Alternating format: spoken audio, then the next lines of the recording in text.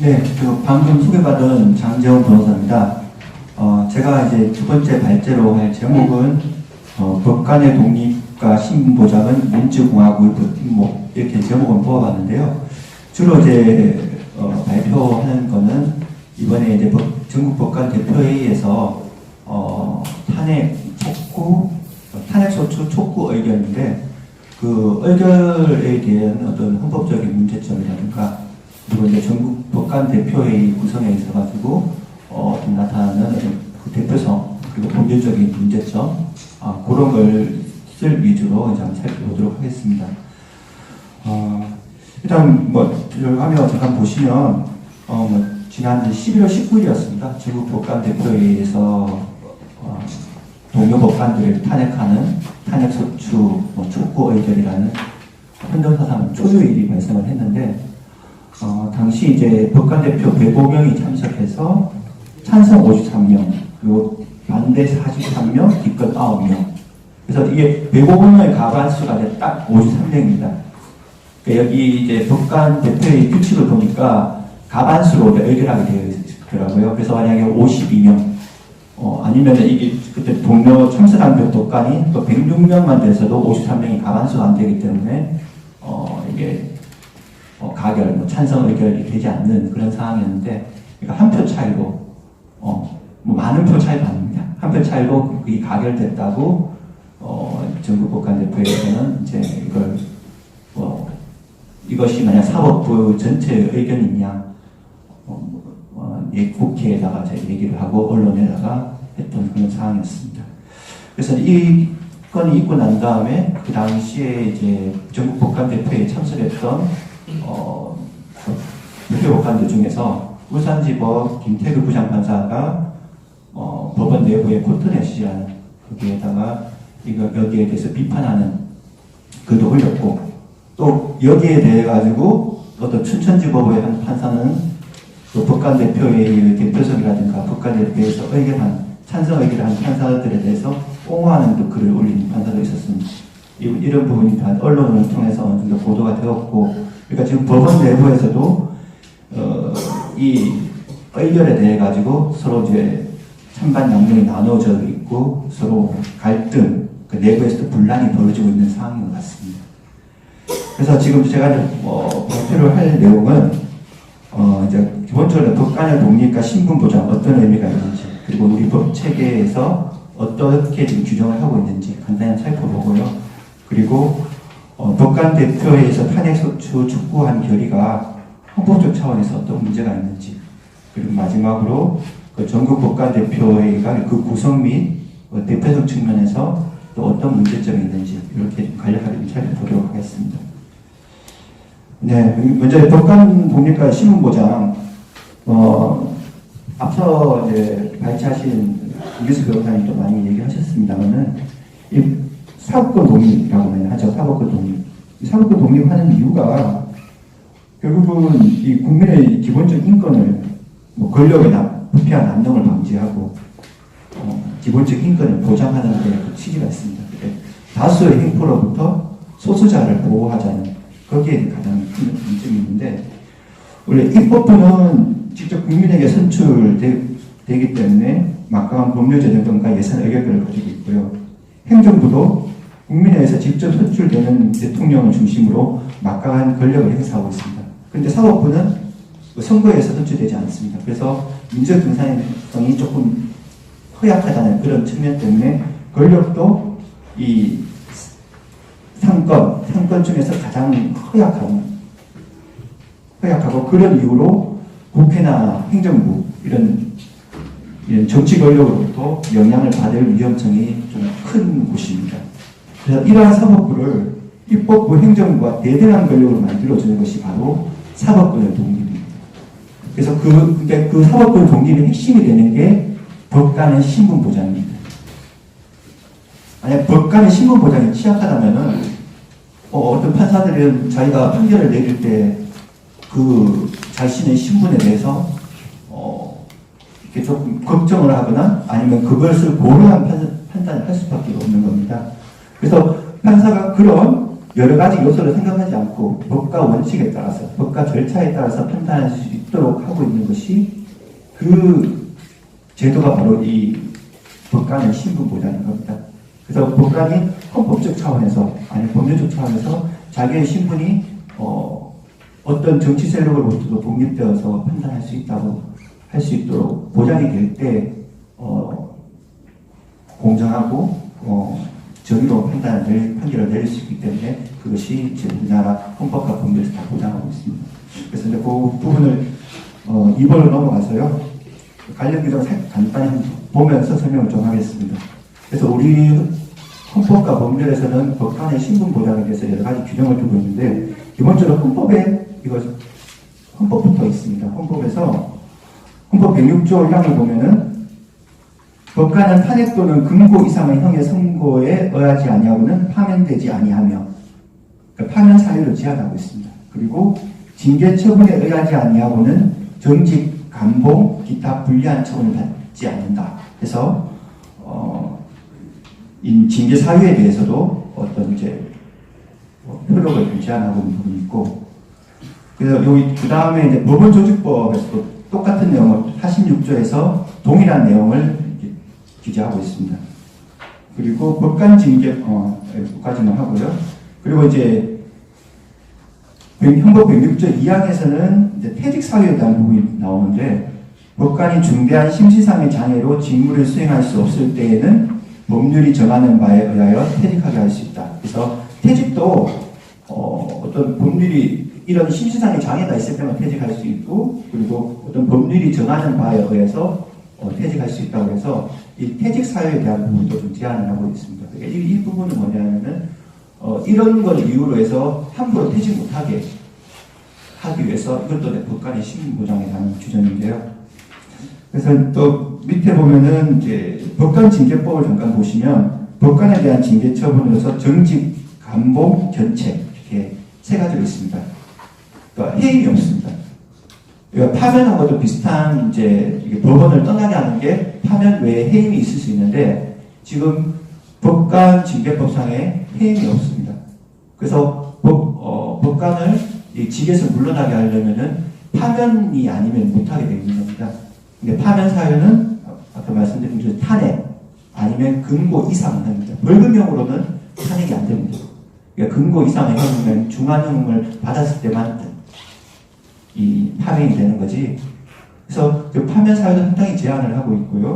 그리고 징계 사유에는 해임이 없기 때문에 상당하게 지금 법관에 대해서 이런 우리 헌법과 법원조직법, 법관징계법에서 보장을 하고 있는 겁니다. 다른 공무원하고 다른 거죠. 다른 공무원은 이 징계의 해임 처분이 있습니다. 이렇게 보장을 하고 있습니다.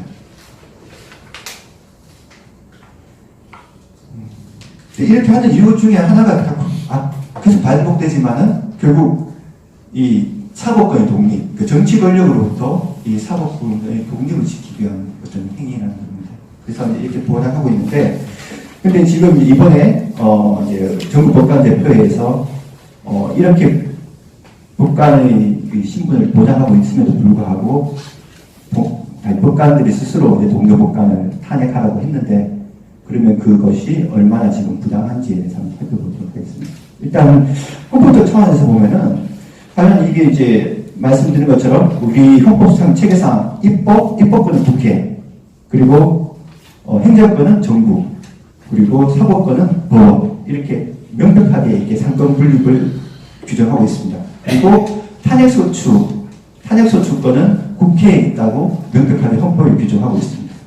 그런데 그러면 국회가 판단해가지고 탄핵소추를 할지 말지, 이거는 국회의 내부적인 의결 절차를 거쳐가지고 탄핵소추에 대한 결정을 하면 되는 것인데, 지금 이거는 법원이 국회에다가 탄핵소추를 좀 빨리 의결을 해라 라고 하는 촉구하는 결의였는데, 과연 그런 결의가 가능한가요?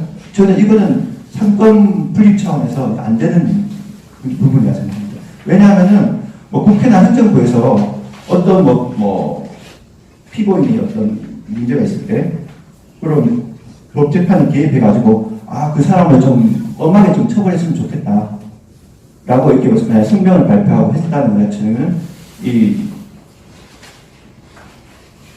사법권의 어떤 침해가 되는 거죠. 재판. 법관이 자기들이 법과 양심에 따라서 재판을 하는데 정치 권력이 그런 성명을 발표하고 그렇게 또 부탁을 하고 엄벌에 처해주세요 하는 것은 사법권 독립을 침해하는 것은 안 되는 겁니다.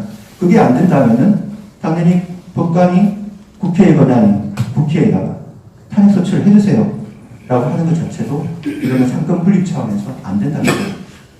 그래서 이 부분은 그 법관들이 권력 분립 원칙을 위반한 것이고 법관이 정치인처럼 정치행위를 한 것입니다. 그래서 이 부분이 헌법 위반이라는 부분이고요. 그리고 두 번째로 헌법 25조 1항에 보면은 이제 헌법 25조 1항에 열거된 공건이 그 직무 집행에 있어서 헌법이나 법률을 위배한 경우에 탄핵 소추를 의결할 수 있다 이렇게 규정하고 있습니다. 그리고 이제 법관은 탄핵 또는 금고 이상의 형에 의하지 않고는 파면되지 않는다라고 하고 있습니다. 그래서 법관의 파면사를 하위에 탄핵과 금고 이상을 이렇게 동등하게 좀 놓고 있기 때문에 법관의 탄핵이 하려면은 헌법이나 법률을 위반하는 행위가 있고 그리고 그 위반의 정도가 금고 이상의 형에 해당할 정도로 중대한 경우에만 탄핵 대상이 되는 겁니다. 뭐 단순히 위반이 있다고 해서 위반이 있다고 해서 뭐 벌금형 정도에 불과한 경우에는 탄핵 사유가 아닌 것으로 해석할 수 있습니다. 그런데 이번에 이제 현재 사법행정권을 남용했다는 법관들에 대한 재판에 대해서 보면은 아직 재판이 진행된 적이 없습니다. 그리고 수사도 아직 끝나지 않았습니다. 즉 사법행정권을 남용했는지 여부에 대해서 사실 확정도 되지 않았고 그 행위가 헌법이나 법률을 위배했는지 여부에 대한 판단도 없었습니다. 그 위반 정도가 금고 이상의 형에 해당할 정도로 중대한지도 판명하지 않았습니다. 그런데 법을 준수해야 하는 법관들이 수사도 끝나지 않은 사건에 대해 언론기사 몇 개를 가지고 증거도 조사도 없이 유죄로 지금 단정하는 만행을 저질렀다고 생각합니다. 이는 법관들이 일반 국민도 알고 있는 많은 법안이 평등하다는 평등권 그리고 절차적 정당성과 적법 절차 원칙 무죄 추정 원칙 그리고 공정한 재판을 받을 권리 이런 것을 모두 다 침해한 행위라고 생각합니다. 이번 탄핵소추 촉구 의결 자체가 박근혜 전 대통령의 탄핵 과정을 그대로 답습하고 있다고 생각하는데 하지만 당시 박근혜 대통령에 대한 부분도 어떤 형사적인 수사라든가 형사재판이 진행되지 않는 상태에서 언론기사 몇 개를 가지고 국회에서 탄핵소추 의결을 했고 헌법재판소는 그걸 받아가지고 그것만으로 그냥 탄핵 심판, 탄핵 결정을 해버렸습니다. 그러니까 그 다음에 이제 형사재판이 진행됐는데 형사재판 판사들은 거기에 어떤 예단을 가지고 재판에 임할 수밖에 없는 거죠. 유죄의 예단을 가지고. 이거 자체도 상당하게 지금 헌법이라든가 그 법률을 위반한 예단 금지 원칙을 위반한 사태가 되는 거고요. 근데 이 사건 같은 경우도 어떻습니까? 비교해 보면 법관 대표회의들이 회의의 대표들이 다수결로 해당 법관에 대해서 유죄 판결을 내려버립니다. 그것도 압도적인 다수가 아니고 거의 한 표 더 많은 다수로 해가지고 판결을 내려버렸는데 결국 이게 이제 이 상태로 해가지고 탄핵 소추가 되어서 헌재로 가지 않더라도 지금 상태에서 나중에 이게 기소가 되고 재판이 열렸을 때 과연 이 재판을 배당받은 형사재판부가 상당히 흠신의 폭이 좀 좁아질 수가 있는 거죠. 이미 동료 법관들이 이걸 유죄로 지금 인정해버린 상태이기 때문에 과연 이 부분에 대해서 흠신의 폭이 좁혔다는 부분에서 이 동료 법관의 재판에 어떤 영향을 미치는 행위를 한 것 자체가 지금 문제가 있다고 생각하는 겁니다. 그런데 두 번째로 그 다음으로 이제 전국 법관 대표회의라는 살펴봤는데요. 이게 어떤 조직인지 어떻게 좀 구성되어 있는지 한번 살펴봤는데 이제 법원은 원래 이제 종래 각급 법원별로 소속 판사 전원으로 구성된 판사회의라는 게 이미 설치되어 있습니다. 그 전국 법관대표회의는 지금까지는 비상설 기구로서 그러니까 사법 파동이 있는 등 비상사태 발생 시에 비정기적으로 뭐 전국 판사와의 대화 혹은 전국 법관 워크숍 등 형식으로 개최되어 왔다고 합니다. 그런데 김명수 대법원장 취임 이후에 전국 법관 대표회의에 상세할 요구가 거세지니까 2018년 3월 7일 날 전국 법관 대표회의 규칙이라는 걸 만들었습니다. 그리고 이제 2018년 4월부터 공식 규가 되어가지고 이게 4월하고 11월 1년에 2번 정기회의를 하는데 네, 그렇게 지금 된 상태입니다. 그러면 이제 이 판사회의가 원래부터 있었는데 판사회의하고 전국 법관대표회의가 어떻게 좀 다른지 한번 살펴보고요. 그리고 법관대표회의 결의에 어떤 문제점이 있었는지 그리고 회의체 구성 측면에서 전체 법관 및 법원을 대표할 정도로 대표성을 갖추고 있는지 한번 살펴보겠습니다. 일단 판사회의는 법원조직법 제9조 2의 1항에서 이런 판사회의를 둘 수 있다는 근거 규정이 있습니다. 그래서 그리고 이런 이 규칙에 따라 이 근거 규정에 따라 가지고 2항에서 대법원 규칙으로 이 설치하는 규정을 정할 수 있다고 되어 있고요. 그래서 그거에 따라 그 법에 따라서 판사회의의 설치 및 운영에 관한 규칙이 1993년부터 제정되어 있습니다. 그러니까 제가 제정 연도를 보니까 93년에 제정돼서 여러 번 이제 개정을 거쳤지만은 꽤 오랜 역사를 가지고 있는 규칙입니다. 근거 규정도 있고. 근데 이에 반해서 전국 법관 대표회의 규칙은 법원조직법에 규정이 없습니다. 상위법의 어떤 위임에 의해서 만들어진 게 아니고 갑자기 생겨버린 규칙입니다. 네. 그래서 좀 그런 점에서도 이제 좀 문제가 있는 그런 거라고 보이시고요. 그리고 이제 판사회의에 대해서 잠깐 살펴보니까 판사회의는 각급 법원별로 소속된 판사 전원으로 이제 구성되는 것이고 각급 법원의 장, 뭐 법원장이겠죠. 각급 법원의 뭐 장이 판사회의의 의장이 됩니다.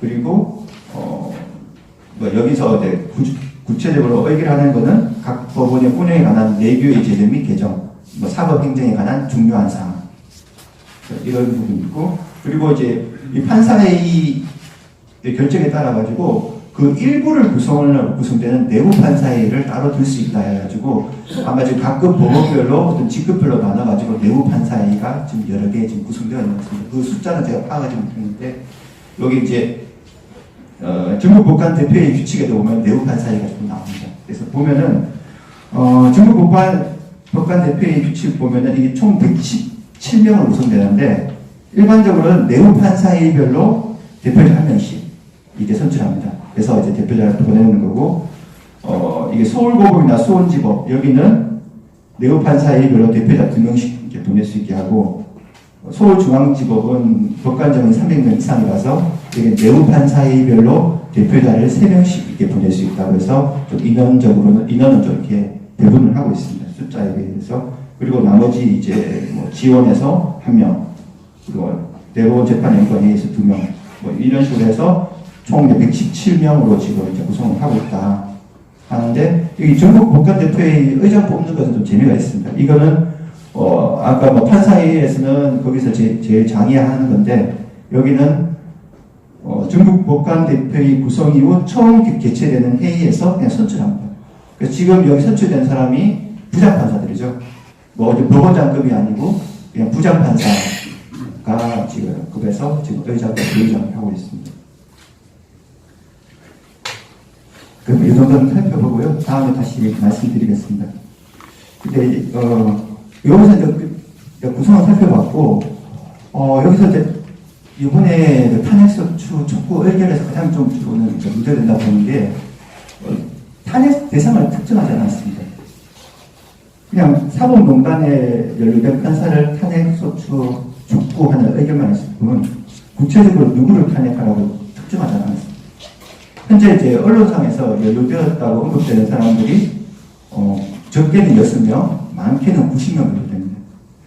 근데 범위가 이렇게 넓은데 과연 누구를 탄핵하라는 건지 몇 명이나 탄핵하라는 건지 알 수가 없습니다. 그래서 법에서는 이게 특정이라는 게 중요한데 탄핵 대상을 특정하지 않고 따는 것 자체가 그 자체로 어떤 결의상 무효의 결의가 아닌가 저는 좀 그런 생각을 먼저 말씀드리고요. 그리고 이제 전국 법관 대표의 대표성 문제에서는 일단 인적 구성 문제를 먼저 삼고 싶은데 이 전국 법관 대표가 이제 사법부를 대표하는 지위에 있으려고 한다면은 이 인적 구성 문제에서도 좀 법원을 대표하시는 위치에 있어야 하는데 미국 연방사법회의와 비교 한번 해보면 미국에서 사법부의 최고 정책 결정기구로 연방사법회의가 있는데 여기는 대법원장이 의장입니다. 그리고 13개 항소법원장들이 법원장들과 그러니까 지방법원 동수의 대표 그리고 근데 지방법원에서 뽑은 대표는 대부분 지방법원장들이 한다고 합니다. 즉 우리나라 치면 대법원장이 법원장들과 사법행정을 하는 결정하는 그런 형태입니다. 이 부분 이제 미국에서는 그 부분이 거기가 이제 최고 사법행정의 최고 의사결정기구가 되는 건데, 근데 우리 전국 법관 대표회의는 지금 부장판사 두 사람이 부장판사가 의장, 부의장 하고 있는 거고, 그리고 그 구성원도 15년차 미만의 지방법원 단독판사와 배석판사가 구성원의 한 60%를 구성하고 있다고 합니다. 그리고 소장 판사들이 주로 구성되고 있다는 거죠. 그 사람들이 결정을 한다는 건데, 그리고 이런 문제 때문에 이 김태규 부장판사가 쓴 글을 보면은 뭐 회의체 구성도 부장자원이 압도적으로 많아지고 있는 현상을 반영하지 못하고 직급별로 나누고 있고 법원별 인원수 차이를 고려하지 않아 계리면적인 문제를 안고 있어 대의의 왜곡 현상이 나타난다. 과연 이들이 소속 법원의 법관 전체를 대표한다고 할 수 있을지, 법관 대표에서 의결한 사항이 사법부의 결정이라고 할 수 있을지 좀 이런 의문이 드는 부분입니다.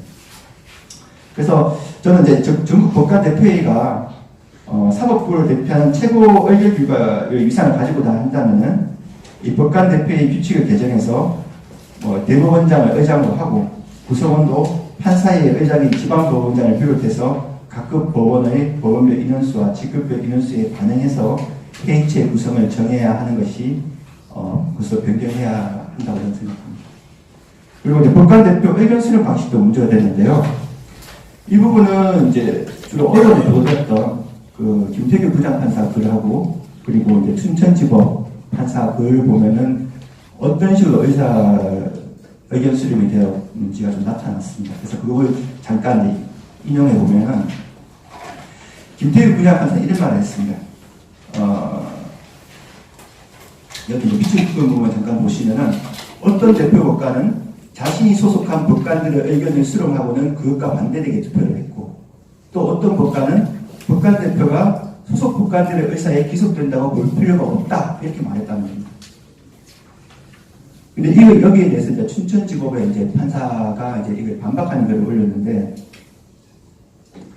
찬성 표결을 한 대표들도 논의 결과와 소속 법원 의견 수렴 결과를 종합해 표결한 것이라며, 만약 이 특정 연구의 회원자서 또는 정치적 의도를 갖고 찬성 표결을 하였다고 몰아붙인 것은 억측이다. 그리고 이제 계속 읽어보겠습니다. 이거 대표 선정 방식은 각급 법원 자율에 맡겼는데 투표를 할 수 있었음에도 누구 한 명을 떠밀어 대표로 내몬 법원이 있다면 그 구성원들의 결정으로 봐야 하고, 그런 법원이 있다고 해서 전국 법관 대표의 대표성이 부정되지 않는다. 이렇게 말했습니다. 이걸 이제 판사가 올린 글입니다.